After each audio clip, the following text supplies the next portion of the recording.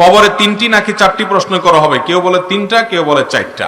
কবরে কয়টা প্রশ্ন করা হবে, 3টা নাকি 4টা? এটা নিয়ে মতপার্থক্যের কিছু নেই ভাই। কবরে মূল প্রশ্ন হবে 3টা, মার রব্বুক ওয়া মা দীনুক, এবং এই ব্যক্তি সম্পর্কে তুমি কি বলো, বা ওমান নবিয়্যুক, তোমার রবকে, তোমার দিন কি, তোমার নবীকে, বা এই লোকটাকে চিনো কিনা দেখিয়ে নবী সাল্লাল্লাহু আলাইহি ওয়াসাল্লামকে বলা হবে। তো এই 3টা প্রশ্ন হবে মূল। এই প্রশ্নগুলোর উত্তর দেওয়ার পর কোন কোন হাদিসে আসছে আবার জিজ্ঞাসা করা হবে যে মা আলামাকা আও মা আদরাকা, তুমি কিভাবে জানলা, তোমাকে কে বলেছে? তখন সে বলবে কারাতু কিতাবাল্লাহ, আমি আল্লাহর কিতাব পড়েছি, সেখানে পেয়েছি। অর্থাৎ জেনে শুনে বুঝে মুসলমান হয়েছে। আর যে মুনাফিক, সমাজে সবাই তালে তালে মুসলমান সাজছে। অনেক মুনাফিক আছে যে মুসলমানের ভান ধরে, কিন্তু আসলে সে মুসলমান না, ইসলামের প্রতি তার আস্থা বিশ্বাস নাই। অনেক শিক্ষিত নামের এরকম মুনাফিক আমাদের সমাজে আছে। এরা যেহেতু দুনিয়াতে সবাই তালে তালে বলছে, ওখানেও তালে তালে বলবে, তখন তারা আটকে যাবে। আল্লাহর ফেরেশতা যখন জিজ্ঞাসা করবেন তুমি কোত্থেকে জানলা, বলবে যে সামিআতুন নাস ইয়াকুলু, এই টাইপের কিছু বলবে, যে লোকেরা বলছে, আমিও তাদের তালে তালে বলছি। এজন্য ভাইরা আমার, ইমানটাকে মজবুত করতে হবে, নেফাকি থেকে নিজেকে পরিচ্ছন্ন করতে হবে। তাহলে চতুর্থ প্রশ্নটা হবে পরিপূরক প্রশ্ন। মৌলিক প্রশ্ন কয়টা? 3টা। আমার দাদার বয়স 75-এর উপরে, সে আমার জানা মতে কখনো নামাজ কামায় দেয় নাই, হজও করেছে, তাবলিগেও গেছে, এখন সে নামাজ পড়ে না 2 বছর যাবত। আমরা যদি নামাজ পড়তে বলি, সে বলে 80 বছর হলে নামাজ পড়তে হয় না। এখন আমাদের করণীয় কি?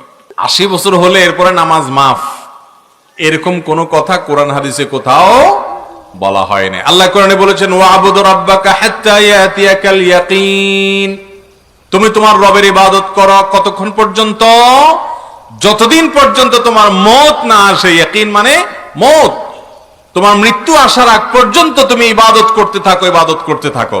তাহলে বয়স 80 না 70 না 60 না 90 এটা দেখার বিষয় না। বিষয় হলো যতদিন তার প্রাণ আছে, ততদিন, যতদিন তার সেন্স আছে, হুঁশ আছে, তাকে সালাত আদায় করতে হবে।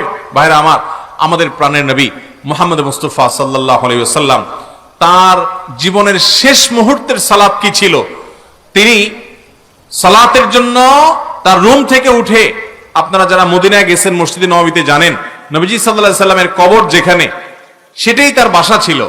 আর সেখান থেকে তার মিম্বর, এখান থেকে আপনাদের মঞ্চের শেষ মাথা পর্যন্ত, এত দূরও হবে না, আরো কাছে হবে। এতটুক জায়গা তিনি পায়ে হেঁটে যাওয়ার মতো শক্তি ছিল না। তখন তিনি সালাতের সময় দুজনকে ডাকলেন। একজন ছিলেন আব্বাস রাদিয়াল্লাহু তাআলা আনহু, আরেকজন ছিলেন আলী রাদিয়াল্লাহু তাআলা আনহু।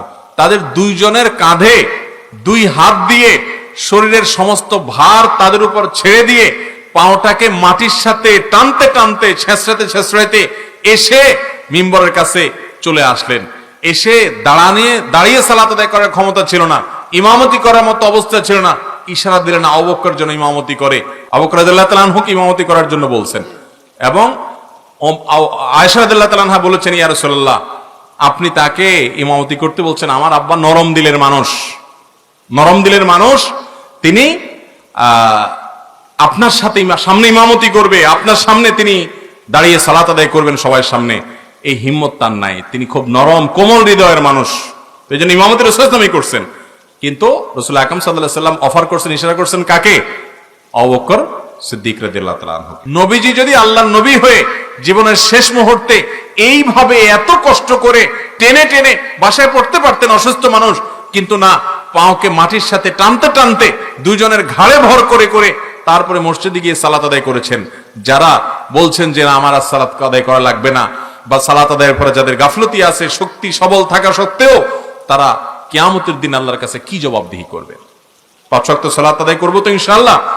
অতএব 80 বছর বয়স হয়ে গেলে আর সালাত আদায় করতে হয় না, এটা ভিত্তিহীন কথা। এমন কোন বয়স নাই যে বয়সে চলে গেলে শরীয়ত কি হয়ে যায়? মাফ হয়ে যায়। হ্যাঁ, একজন মানুষ অক্ষম হয়ে গেছে, সেটা 60 বছরও যদি হয়, তার সেন্স নাই, আইসিইউতে আছেন, কোনো হুঁশ দিস নাই, তিনি কিভাবে সালাত আদায় করবেন? তার জন্য শরীয়তে সালাত মাফ। এই অবস্থা তার মওত হয়ে গেছে, সেন্সার আসে নাই, অতএব তার গুনাহ হবে না ইনশাআল্লাহ।